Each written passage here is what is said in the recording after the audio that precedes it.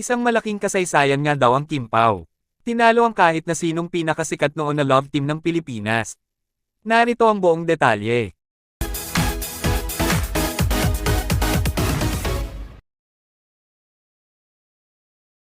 Isa na namang matatawag na record-breaking ang naging event ng Kim Pao sa Kapamilya Kalayaan Caravan 2024 sa Birmingham. Kung kaya't nag-iisa nga lamang daw ang Kim Pao dahil sila lamang ang nakakagawa ng ganito.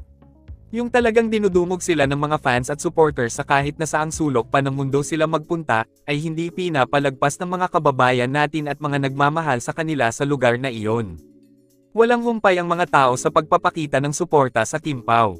At talagang deserving nga din daw nina Paolo Avellino at Kim Chiu, ang lahat ng natatamasa nilang tagumpay sa ngayon. Ayon nga sa publicity and social media head ng Dreamscape na si Sir Eric John Salot na may niluluto na din di umanong US at Canada tour para sa Kim Pao. Ito nga ay sa kabila ng kaliwat kanang hinihiling sila ng mga kababayan natin sa lahat ng dako ng mundo.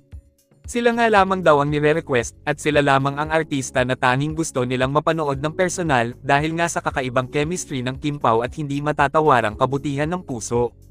Kung kaya't minamahal sila ng mga fans and supporters nila dahil ganun nga din magsukli ng pagmamahal ang Kim Pao. Kaya hindi sila magsasawang suportahan sina Paolo Avellino at Kim Chiu hanggang dulo. Kayo, anong masasabi nyo tungkol dito? Just comment down below.